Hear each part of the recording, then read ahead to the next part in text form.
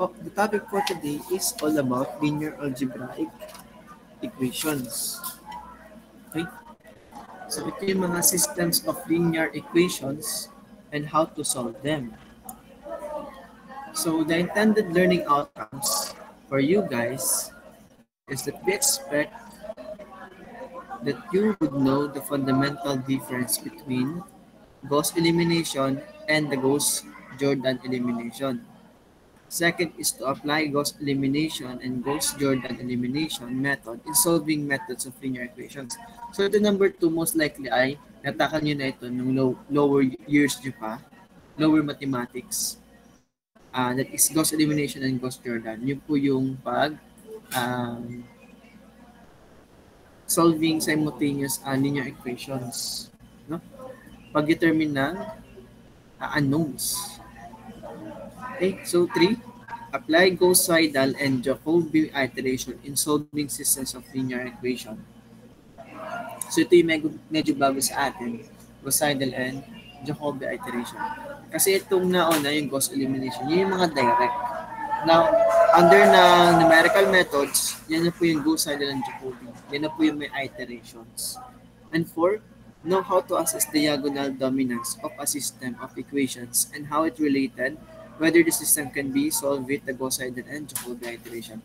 So there are certain conditions na kailangang masunod para yung ating methods ng Gauss-Seidel and Jacobi iteration is applicable. Okay? So let me discuss that later. So dito, for the system of linear equations, a linear system of n algebraic equations, yan po yung n is the number of linear equations, in n unknowns, in yung x1, x2, and xn, and so forth, is in the form of, so yan po in equation 3.1 if you can observe. Yung pong mga a's, yung po yung ating mga coefficients, yung po yung katabi, yung multiplier ng ating mga unknown x's. No? Then b, yung po yung this, yung po yung ating constants. Okay? Dito, where aij, ij is equal to 1, 2, and so forth. So ito po yung ij, that is our rows and columns, where I is for rows, j is for column. Pabalik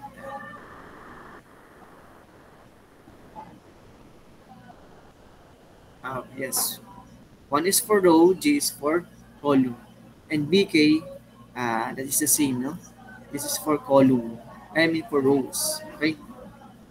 Where b, as I said, is our constants. A, excuse me.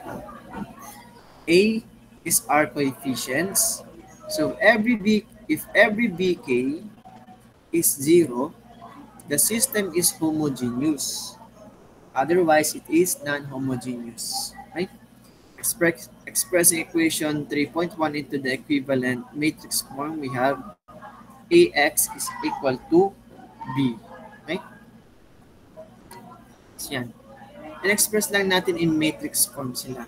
Itong si matrix A is for coefficients. Okay? Coefficient matrix. Si matrix X, so yung mga unknowns. Okay? Then B, that is for our constants. Now, i-convert po natin ito.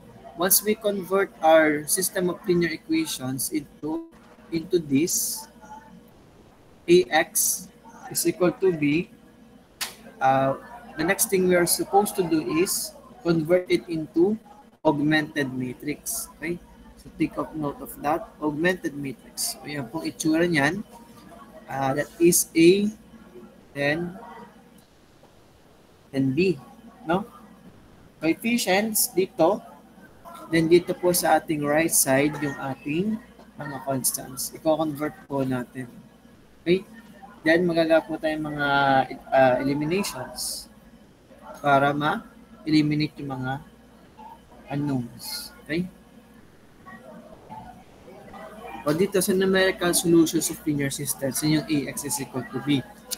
Dito sa direct methods, ito yung natakal na natin. No? Gauss elimination and Gauss-Jordan elimination. But we will review this now. para ma-compare nyo sa ating indirect or iterative methods, Jacobi iteration, and Gauss-Seidel method. So solving small numbers of equation, several methods that are appropriate for solving small sets of simultaneous equations and that do not require a computer. So these are the graphical method,